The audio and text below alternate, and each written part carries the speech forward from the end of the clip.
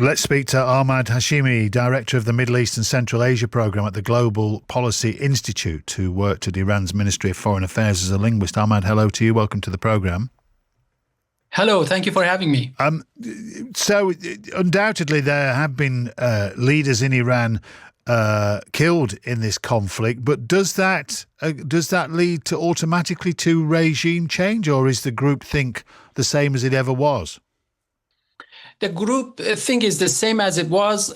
So what the United States and Israel have done is to eliminate one Khamenei and replace him with another Khamenei. Khamenei Senior is gone. Khamenei Junior, who is a more hardliner, is back in office. So that's the main the only major change that we can see so far. I mean, to be fair, as Donald Trump referenced, I think it was today or it may have been yesterday, the Khamenei, the young Khamenei, hasn't been seen, has he, for many a day, many a week now, and it's unsure of his actual health condition. Yes, we are not sure, we are not confident that he is alive, or even if he is alive, he is functioning in terms of running the country.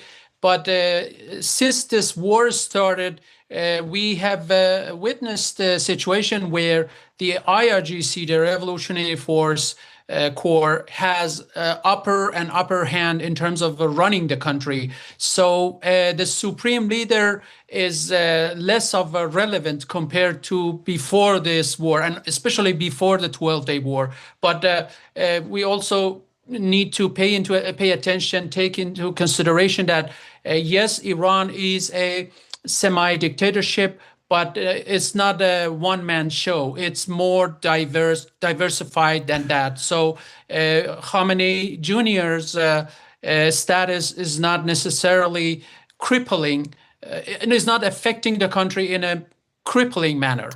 And what about any expected or hoped for uprising, Ahmad? Do we get the sense that the crackdown that we saw when thousands of people were killed by the authorities after those protests in recent months, has that moved the dial, do you think? Are people far more, might we have seen an upsurge in protests if that hadn't taken place, do you feel? So there is no doubt the majority of Iran's population want the regime gone. Somewhere between 70 to 80% oppose the current Islamist regime, and they will be more than happy to witness the removal of the regime.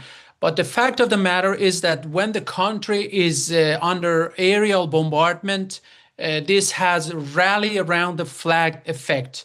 And unfortunately, after that massive slaughter of Iranian people in early 2026, there were hopes that Iran is going in a direction of the regime change. But with this war happening, the regime change, at least for the foreseeable future, is off the table.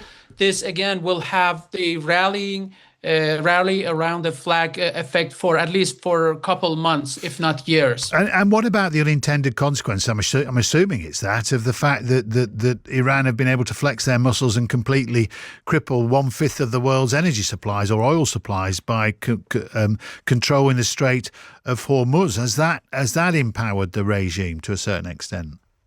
Yes, that is one factor. Before this war started, Iran was not in control of that choke point, that strategic energy choke point. Now Iran is.